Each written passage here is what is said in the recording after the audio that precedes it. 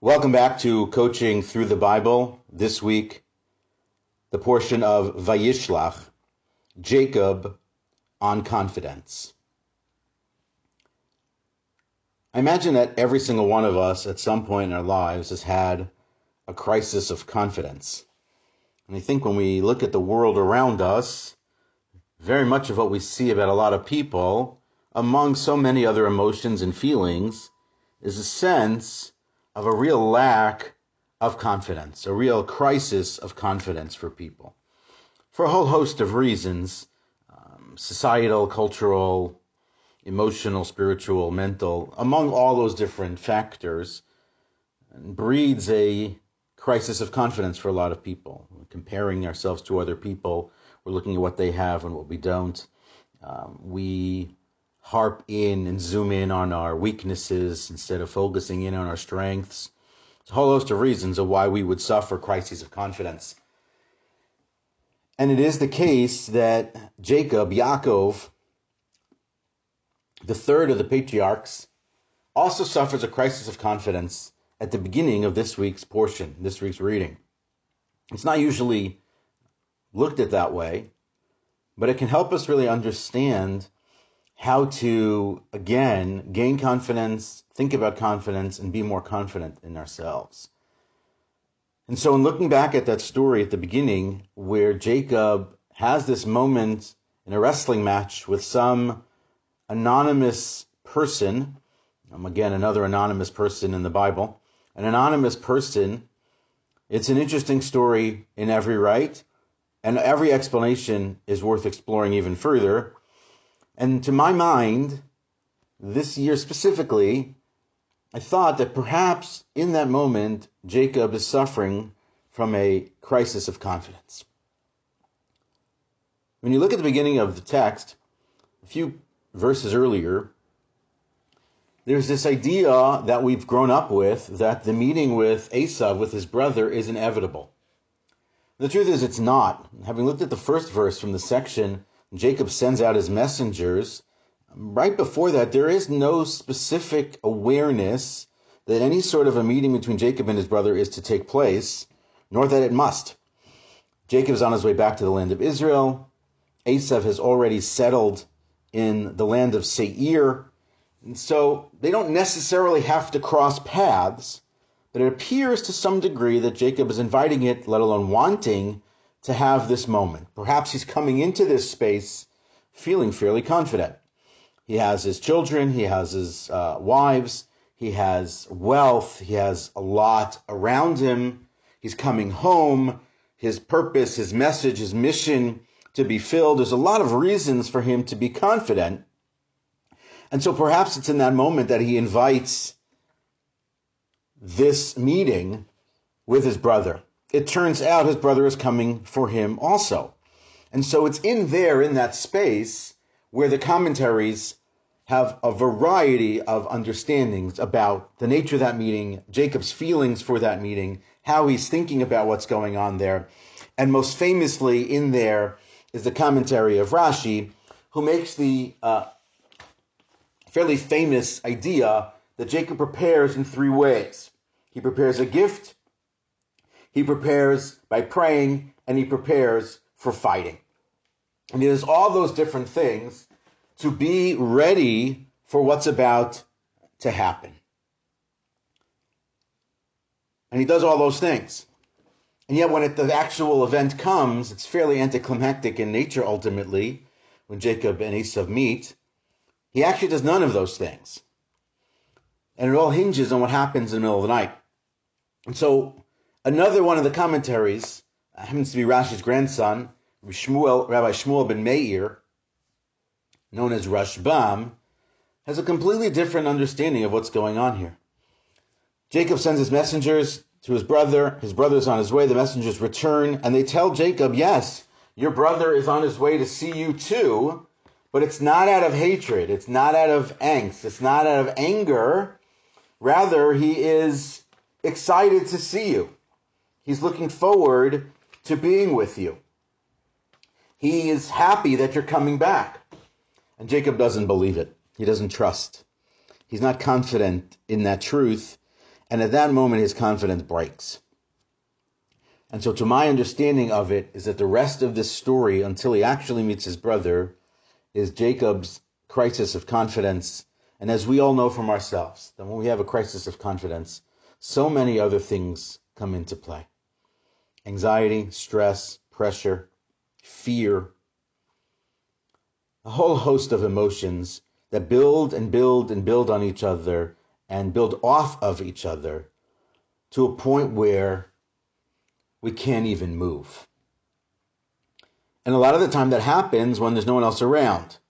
So we're alone, or we're sitting in an office space somewhere, or on a plane, we're in our bedrooms, and it's late, and everything else is put to bed, and all of these emotions, and all of these thoughts, and all these ideas come rushing through our minds, and we can't get a grip on it. We can't get an understanding of it. We're very much Jacob in the night. He's spiraling. He's gone from confident to doubtful to anxious to fearful to running. He's backtracking with his words and his deeds. He's coming up with a way to make this happen, to make this work, albeit he's not sure that any of it's going to work. And really all of it is him avoiding the bigger issue here. It's him feeling confident in what he has done and feeling confident in what he's about to be. And then it spirals up once he has the fight. Because as Rashbam points out, that when he is in that moment and it is alone, he's dark, he wants to run away in the same way that he has run before, where he ran away from his house, from his parents, and from his brother the first time. And just not too long ago, he ran away from Lavan, from his father-in-law's home in the night. He didn't confront either situation head on. He tried to run away in the middle of the night. And Jacob is looking for that here. He's moved everyone across the river. He's alone and he wants to flee. And this Ish, this person, this Malach, this messenger, this angel is holding him back and saying, Jacob, you must fight this fight now before you can fight that fight later. And in that moment, the person that Jacob is fighting is none other than himself. Jacob is fighting with himself. He's fighting to get a grip on who he is and what he is, and to gain confidence and the belief in all the things that he has done, to self-value and to self-actualize and to build a self-esteem. All of those different things he's trying to build in, because confidence is that feeling of self-assurance that comes from one appreciating their own abilities and their own qualities and, in fact, their own accomplishments. And Jacob has to have that. He has to have that mirror moment. He has to fight with himself to begin to appreciate who he is and to rebuild his confidence in the things that he has done so that he can live out the rest of his life's purpose back at home. He wins the battle. He wins that battle. He's hurt. He's damaged. He comes out of it with memory and a feeling in his body and in his soul of what that battle was, which helps him along the way. And he comes out with a new name, because in reality, in that crisis of confidence, he thinks of himself in one way. And the person he's battling with tells him, no, that's not who you are. You are not Jacob. You are Israel. You are the one who fights and wrestles, and you are the one who wins. He's reminded of the fact that he has gone through a lot. He's experienced a lot, both good and bad. And he's come out on top. He has the blessings. He has the family. He has the flock. He has the people. He has God. He's returning now to the land of his fathers. He has so much that's going for him. And it restores his confidence. And how do we know it? Because the next day when he goes to meet his brother, he does not send this elaborate gift. And he does not send people out in front of him. He leads from the front. He's a forward admiral as opposed to being a rear admiral. He's leading the pack. He's happy. He is focused. His language and his tone, you can almost sort of see him standing tall. Even though he is limping, he's standing tall because, as he says, he has everything. He doesn't need Esav. He doesn't need what's coming in this battle. He doesn't need the affirmation from his brother. He's confident, he's sure, he's secure in his belief in what he is. Confidence is a powerful thing. It works for Jacob, the forefather who we really know the most about, the one we can attach to the most, the one who goes through so many emotional ups and downs, victories and defeats and battles. And he's the most real to us. And this is one of those things that's very real to us, is confidence. And so how do we then sort of take that lesson from Jacob and sort of apply it to ourselves and sort of approach an idea about how to be more confident? So it's interesting that confidence is very much built on experience. It's having done things. It's in active mode.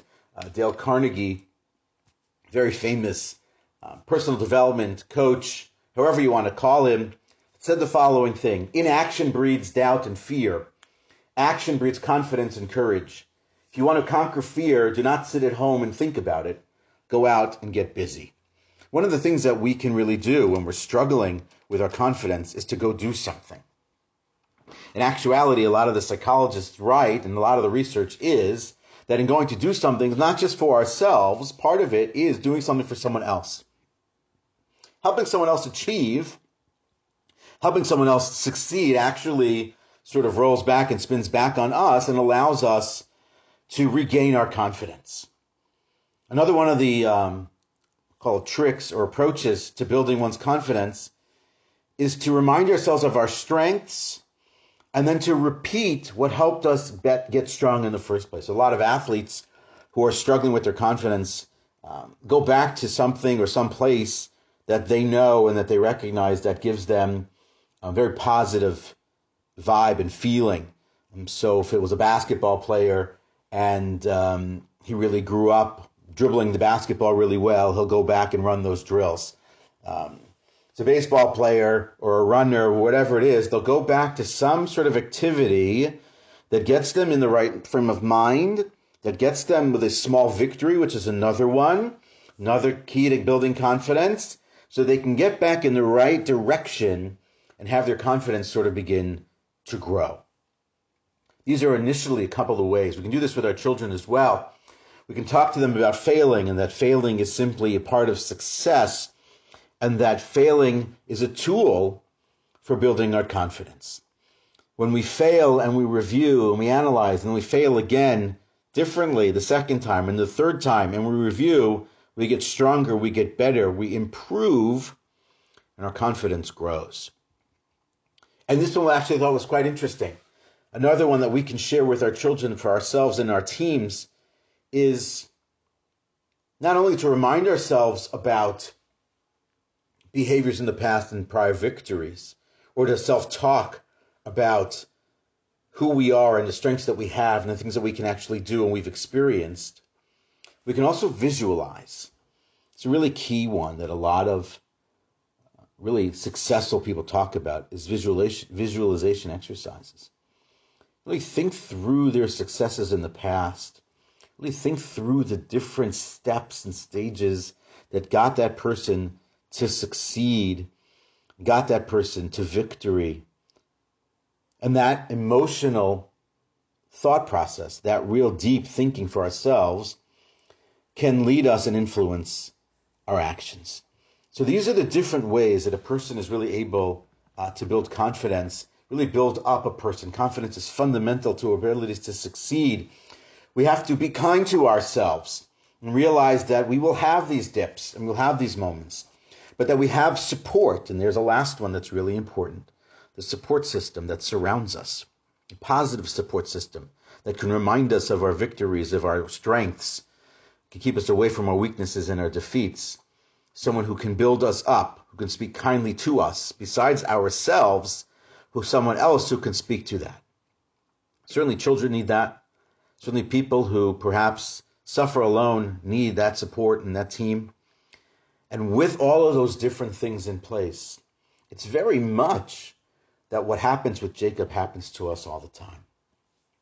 And if we can appreciate that, what he went through in that moment is that sort of dip in his emotional state, in his psychological and spiritual state, that in that moment in the dark, with the dawn coming, because he can see the light coming at the end of it, he is reminded of who he actually is, then we can come out on the other side of that quite confident, quite secure, and ultimately quite successful. Just in the same way that Jacob did, so too we can as well. So that's Coaching Through the Bible this week on the subject of confidence.